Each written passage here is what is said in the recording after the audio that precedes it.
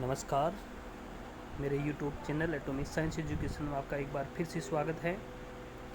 आज मैं unit number first का एक इम्पोर्टेंट क्वेश्चन 12th क्लास के फिजिक्स के लिए लेके आया हूँ और ये क्वेश्चन कई बार पूछा जाता है और ये क्वेश्चन है कूलाम के नियम का सदिश निरूपण कीजिए।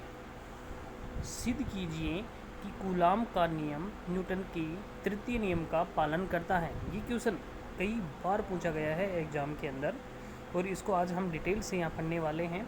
तो देखिए क्या करते हैं, सबसे पहले कूलाम के नियम का सदिश निरूपण कैसे करते हैं वो समझाता हूँ। तो देखो, इसे समझाने के लिए हम क्या करते हैं, कूलाम के नियम का सदिश रूप माना किसी निर्देश तंत्र में मूल बिंदु O के सापेक्ष निर्वात में स्थिर बिंदु आवेशों Q1 और Q2 के स्थिति सदिश R1 व R2 हैं। आप देख रहे हैं यहाँ पर ये मूल बिंदु है, x अक्ष है, y अक्ष है, दो आवेश लिए है हमने Q1 और Q2। ध्यान रखें, एक का स्थिति R1 है, एक का स्थिति R2 है। अब आप लोगों को बता दूं कि Q1 और जो Q2 आवेश हैं वो पॉजिटिव चार्ज हैं, तो एक दूसरे को प्रतिकर्षित करेंगे। तो Q1 के कारण Q2 पर F21 बल लग रहा है और Q2 के कारण Q1 पर F12 बल लग रहा है। अब कई बार ये गलती कर देते हैं कि ये कैसे लिखा जाता है, तो ध्यान रखें, Q1 Q2 पर बल कार्य कर रहा है तो 1 पहले तो 2 बाद में। यहाँ देखो 2 1 पे कर रहा है तो 2 1, इस तरीके से हम इसको रिप्रेजेंट करते हैं। यहाँ मैंने बता भी दिया है कि F12 बराबर Q2 के कारण Q1 पर लगने वाला बल, F21 Q1 के कारण Q2 पर लगने वाला बल है। अब हम कूलाम के नियम से जो कल हमने पढ़ा था उसे हम बल निकालते हैं, F12 वेक्टर और F21 वेक्टर। देखो कैसे ज्ञात करते हैं, यहाँ पर हमारे पास में है Q2 आवेश के कारण Q1 पर लगने वाला जो बल है, यहाँ F12 वेक्टर बराबर K Q1 Q2 R12 का मापांक स्क्वायर R12 कैप, जहाँ R12 कैप एकांक सदिश है। R12 कैप को R12 भी बोल सकते हैं। K बराबर होता है 1/4πf, जो भी हम कल आपको बता चुके हैं। और R12 का मतलब है 1 2, यानी कि 2 से Q1 की दिशा में जो लगने वाला जो एकांक सदिश है उसे हम कहते हैं।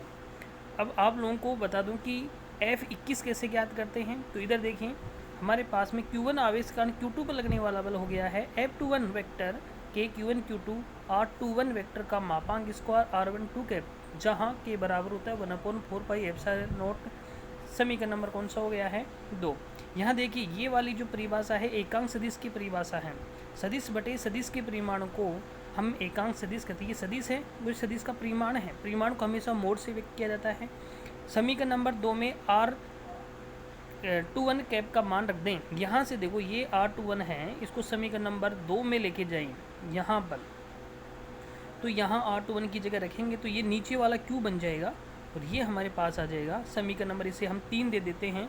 आप लोगों को बता दूं कि यहाँ पर R21 वेक्टर का मतलब होता है R2 माइनस R1, और अगर यहाँ से हम माइनस कॉमन ले लें तो ये बन जाता है R1 माइनस R2, तो इसको हम R12 वेक्टर लिख सकते हैं। तो R21 वेक्टर बराबर हो गया माइनस का R12 वेक्टर।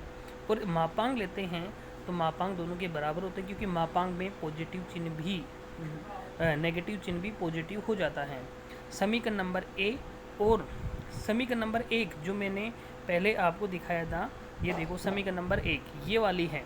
ये दोनों को हम अगर एक जगह रखें तो हमारे पास में ये आंसर आता है F12 वेक्टर बराबर K Q1 Q2 R21 vector का Q माइनस R21, और यहाँ पर हमारे पास है माइनस का K Q1 Q2 R21 Q R21 vector. और समीकरण नंबर 3 और B से हम बात करें तो F12 वेक्टर बराबर होता है माइनस F21 वेक्टर।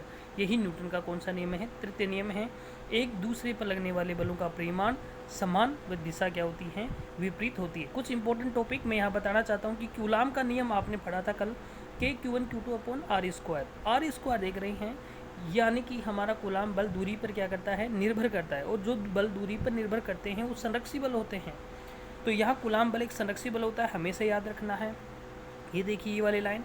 और स्थिर विद्युत बल केंद्रीय बल होते हैं, ये हमेशा याद रखना है, क्योंकि केंद्रीय बल वे होते हैं जो दूरी पर निर्भर करते हैं, जिनका परिमाण दूरी पर निर्भर करता है।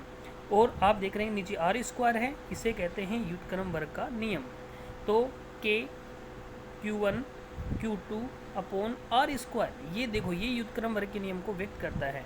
तो कूलाम का नियम व्युत्क्रम नियम को भी पालन करता है। तो तीन चीज़ें बड़ी इंपॉर्टेंट है। स्थिर विद्युत बल केंद्रीय बल होते हैं, कूलाम बल संरक्षी बल होता है, और व्युत्क्रम वर्ग के नियम का क्या करता है, पालन करता है। तो कल हम लोग इसी कूलाम नियम पे आधारित नीट जेईई में पूछ के कुछ क्वेश्चन हल करेंगे।